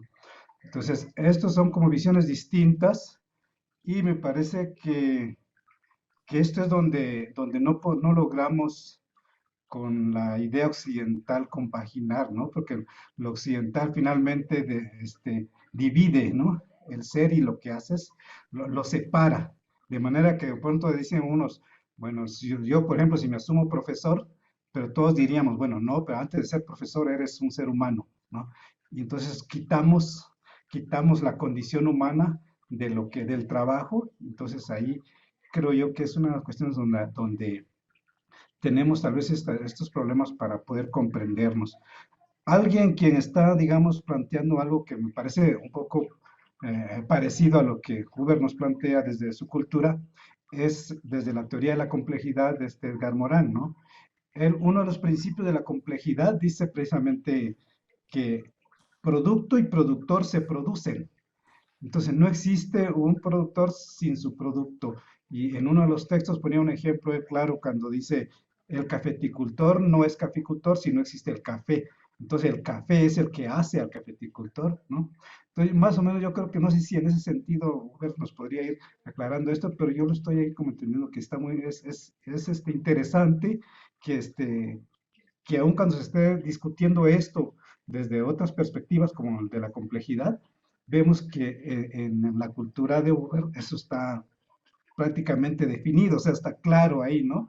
Y por tanto hay esta, eh, digamos, identificación bastante clara y que no tendría ningún problema entonces desde el MEPA, no tendría ningún problema entender esta relación de quién soy en función de lo que hago, ¿no? Y cómo eso que hago me define como tal, ¿no? O sea, hay una simbiosis totalmente y no una separación, ¿no? Entonces, ahí este principio de la complejidad creo que nos ayuda bastante. Bueno, a mí, que no conozco la cultura MEPA, quiero tratarlo de entender desde esta parte, ¿no? Cómo entonces el productor se produce a partir del producto, ¿no? No sé, por ahí quise expresar esta cavilación que tengo. Gracias, Uber. Sí. Gracias, Sein.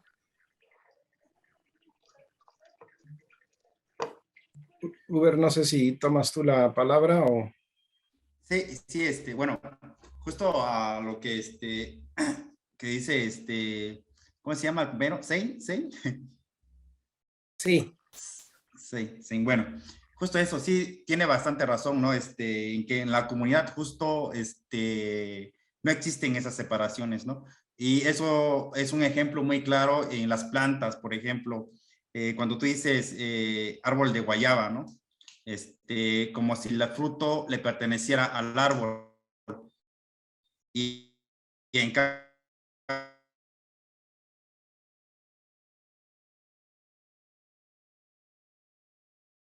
separado del fruto, ¿no? Y eso tiene también que ver con el planteamiento que hace un compañero, Añú, que se llama José Ángel Quintero, ¿no? Él dice que justo todos nosotros, estar, ¿no? Estamos, ¿no?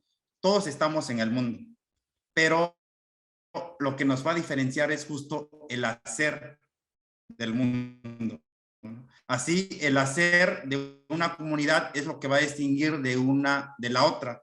pero no nada más de una comunidad humana, sino que también de una comunidad de plantas, de animales y todo. Eso es lo que los va a distinguir de su hacer, ¿no? Pero ese hacer es justo lo que yo estaba diciendo, como esa construcción del hombre que está ligada al hacerte, pues, como persona, ¿no? Y el hacerte como persona implica todo, pues, territorio, memoria, que es eso, es lo que te va a distinguir. Y yo creo que el pensamiento de José Ángel Quintero justo explica muy bien justo esto del estar, pero pues justo en el hacer es donde nos diferenciamos los unos de los otros. Así, el hacer de los otros que vienen y matan y someten a partir de su religión, al hacer de los que estaban ahí y entendían de otra manera, ¿no? Algo así es como lo que él plantea y que me parece bastante interesante, y justo lo que tú decías, eso en la comunidad justo no tenemos como eso de separar, pues. Gracias, Uber. Si me permiten una pequeña intervención antes de darle la palabra a Maricruz, una de sentido general y otra con respecto al conocimiento previo, ¿no? Con Uber y sus compañeros y la cultura MEPA, ¿no? En general, nosotros en las recopilaciones que hemos hecho, vemos que el ser es prácticamente obviado en todas las culturas originarias del continente. ¿Sí? Puede haber, como hizo López y López para el Vinizá, para el zapoteco, como una traslación, pero en realidad es un poco una traslación que tiene todavía una carga eurocéntrica, un poco como hacía León Portilla y otros, ¿no? Entonces, porque el concepto de Genda de los zapotecos pues no es propiamente ser, ¿no? Y así en cada caso. Entonces tenemos esto que comentan, ¿no? El estar, el hacer y una condición como gerundiva, le digo yo, ¿no? Del proceso del estando, ¿no? Y no es que no haya la concepción, no hay una concepción tanto o más profunda que la del ser grecolatino y europeo, pero se mueve en otra corriente, ¿no?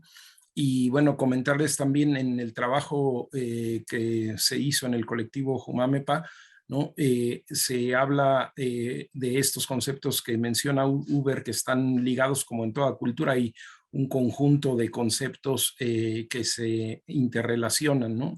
Ahí la fuerza de la palabra, por ejemplo, en ese ensayo es increíble, es fascinante, ¿no? Todo lo que se dice de la fuerza de nuestra palabra, porque como dijo, ¿no? Incluso cómo carga la palabra en el vientre la madre, o cómo la comida misma tiene su palabra, ¿no?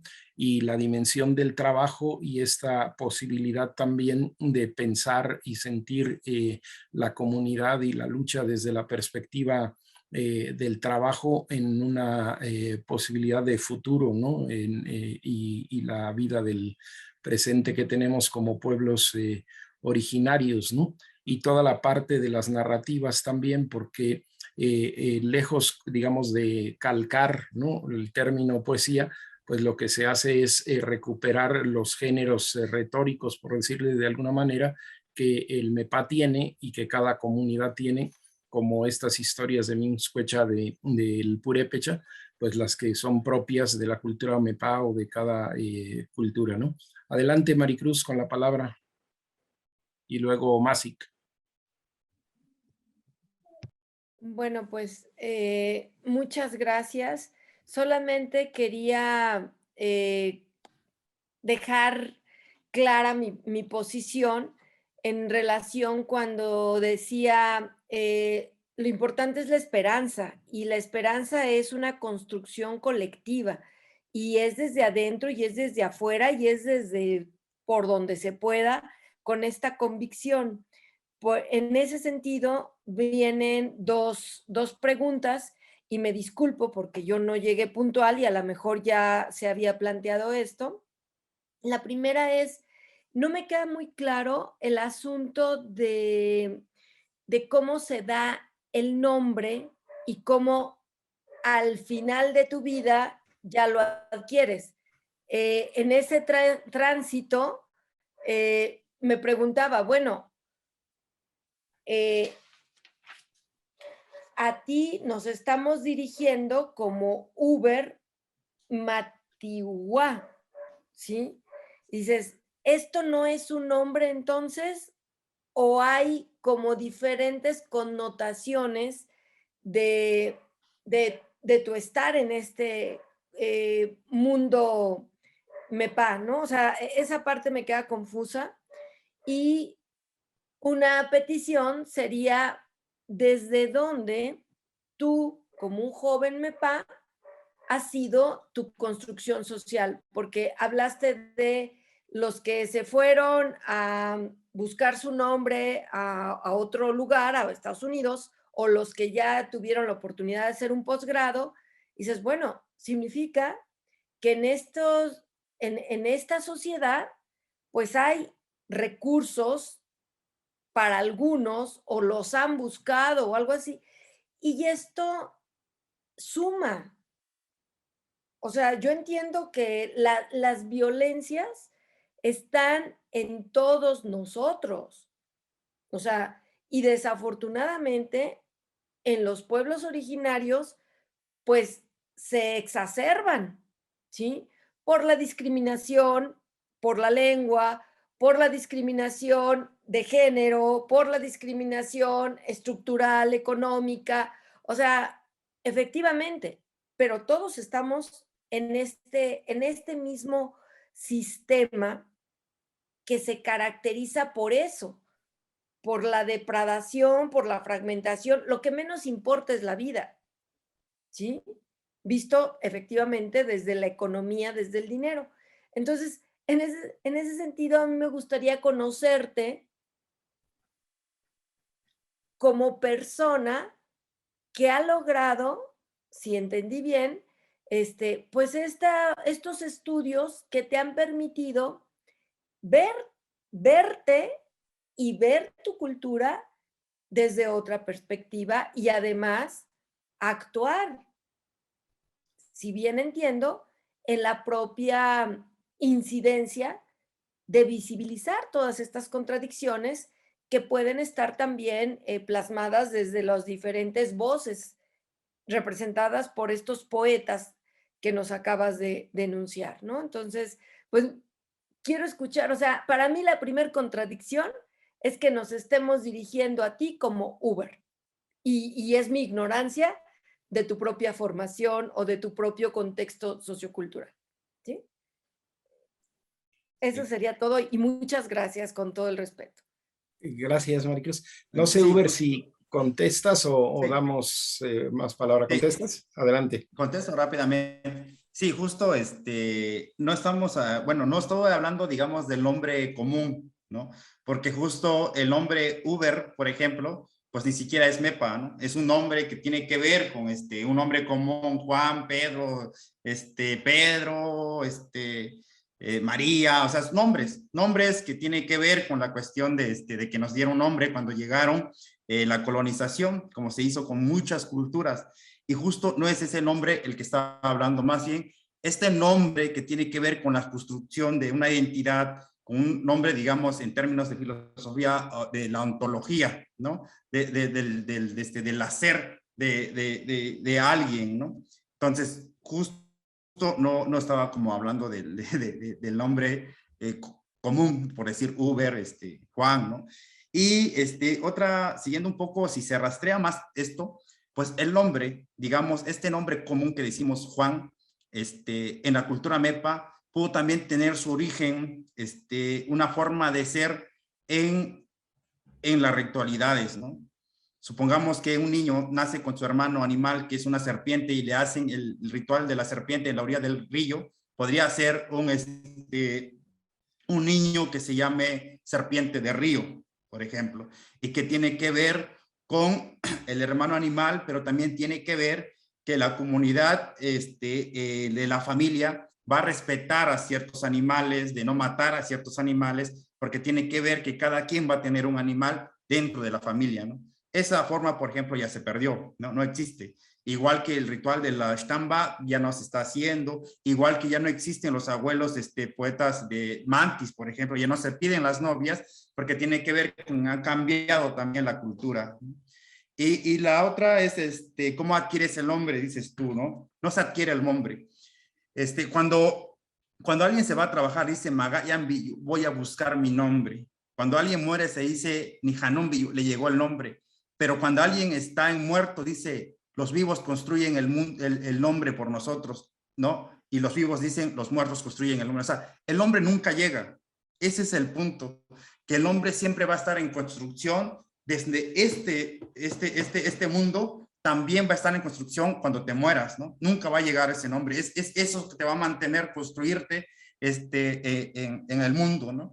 Y dentro de la cultura MEPA también va a haber varios tiempos que van a fundamentar cada uno del que vivimos. El que vivimos ahorita es el tiempo de la carne que habla y tiene que ver con la relación y el respeto que se tiene con los demás seres, ¿no? Y entonces, en ese sentido, bueno, respondiendo a eso, bueno, creo que ya respondí a lo que me preguntaba. La otra, lo que te decía esto lo que preguntabas de los que han salido a estudiar. No, sí, definitivamente estudiar en una región como la montaña es complicado, como en todos los pueblos, ¿no? Porque no hay escuelas, tienes que emigrar, tienes que andar buscando cómo estudiar. Y es la historia de prácticamente todos los que venimos de una comunidad, ir como buscándose. Pero también lo que existe es que en las universidades es uno de los lugares donde más se despoja el conocimiento de los pueblos, ¿no? Entonces, tú llegas a una universidad y lo que te dicen en una universidad es, olvídate de todo lo que aprende de tu pueblo, porque eso no es pensamiento.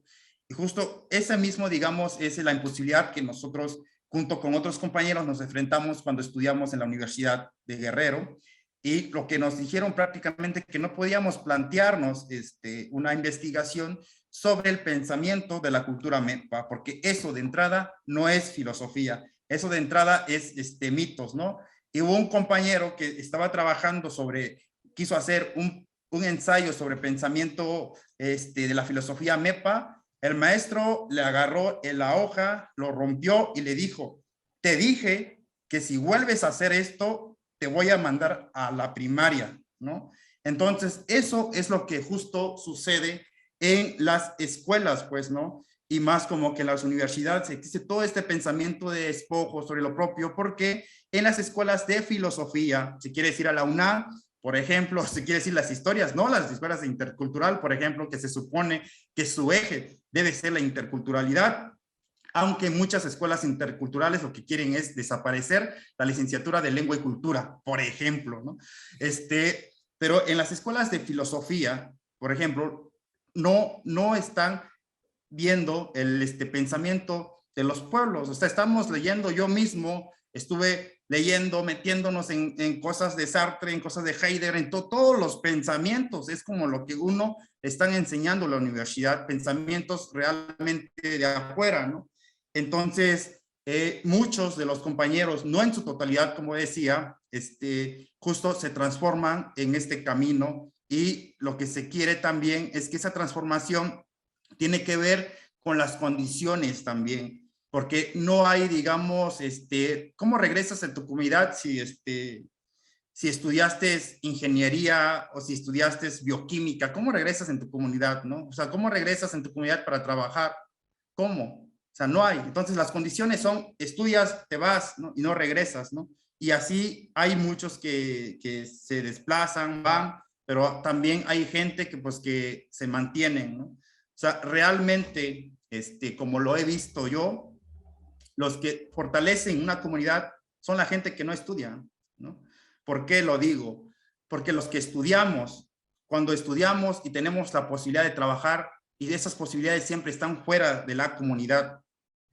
Los que no estudian, no logran estudiar, son los que se convierten en comisarios, son los que se convierten en el fundamento de la comunidad, porque ellos están viviendo de manera cotidiana las problemáticas de la comunidad, ellos están ahí, ellos son los que son realmente la fortaleza de la comunidad, no los que estudiamos, ¿no? Los que estudiamos salimos fuera y casi por lo general, para trabajar necesitamos dinero, buscar un trabajo no siempre está en nuestra comunidad. Nadie hasta ahorita, no creo, en otras culturas, ¿no?, que nos diga, oye, regresen a su comunidad y les damos un trabajo de tiempo completo para que se dediquen a enseñar el MEPA y el pensamiento MEPA, enséñenlo y ahí ustedes van a poder vivir de eso, comer, alimentar sus hijos, resolver sus problemas de salud y de todo.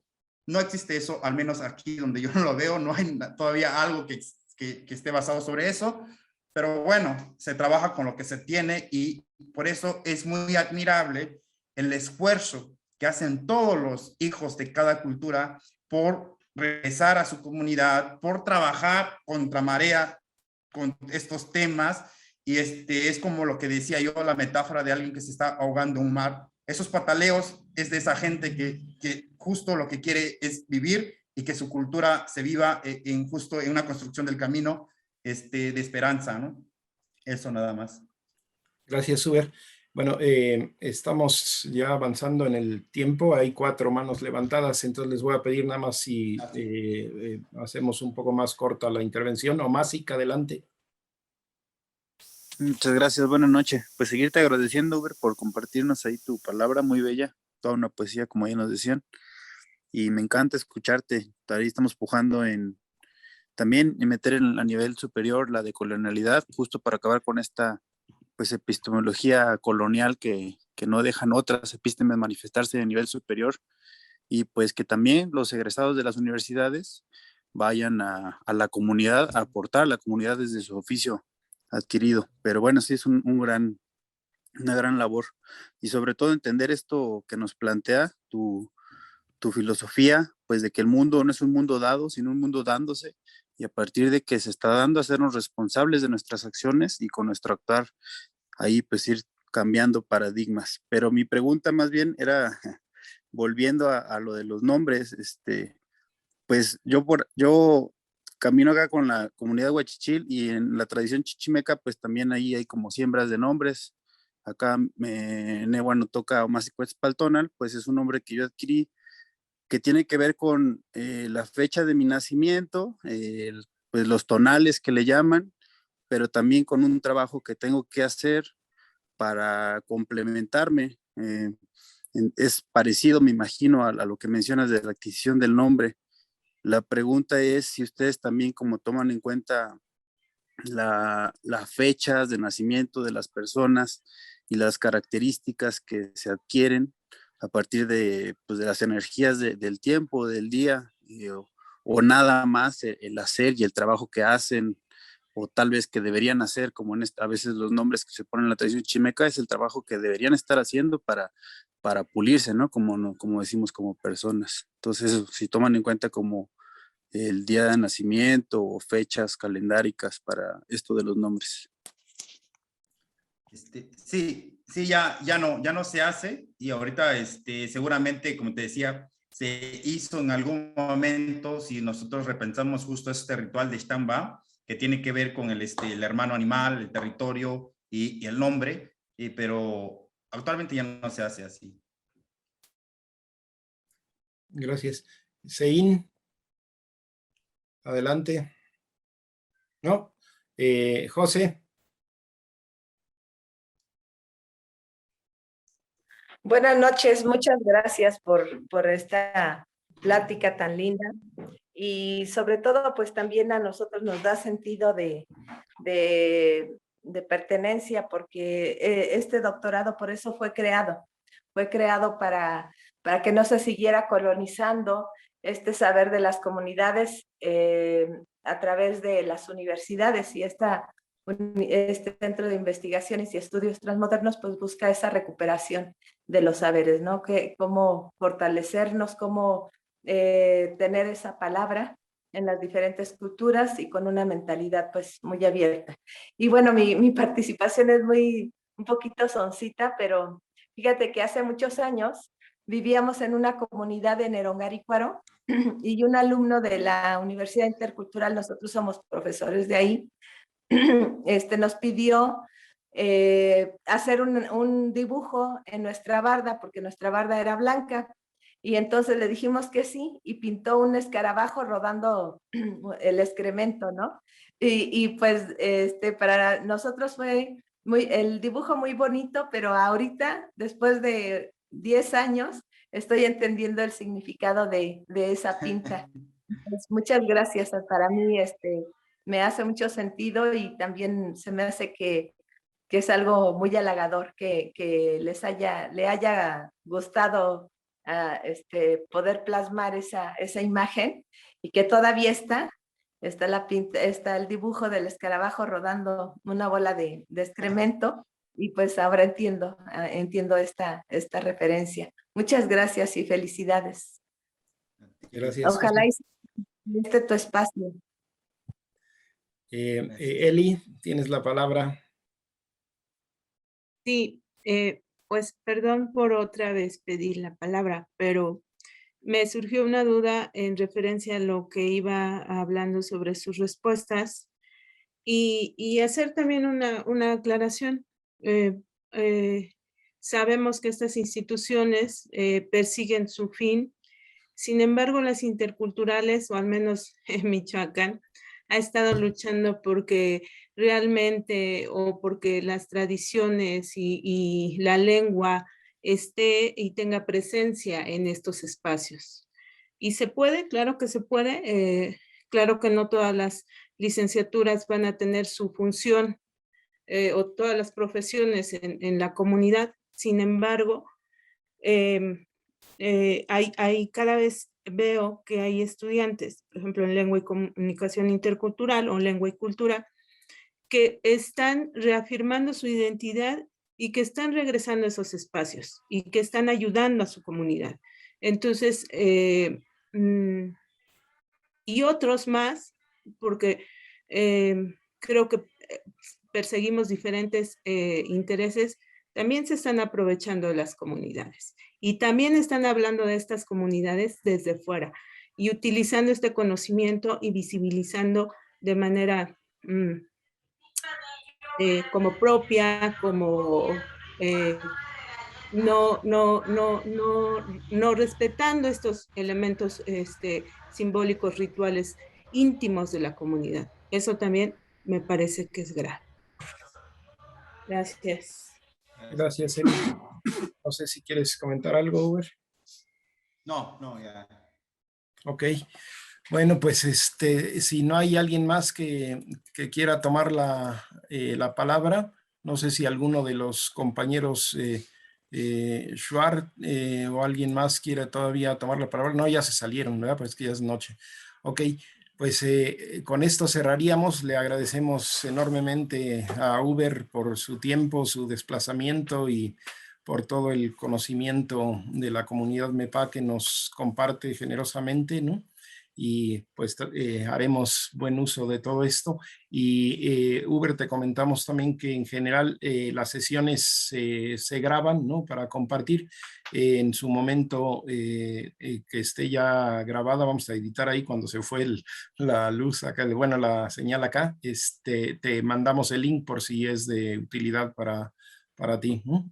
Muchas gracias a todas, muchas gracias a todos. Gracias. Y pues ya saben que están invitados a asistir en línea el día miércoles a esta celebración de resistencia, de lucha de los pueblos, ¿no? El día 12 a las 10 de la mañana.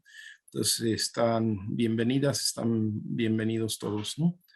Y nos vemos en 15 días. Los Camati. Gracias, hasta luego. Gracias, maestro. Gracias. Gracias, buenas noches. Buenas noches. Buenas noches, gracias. Buenas noches a todos.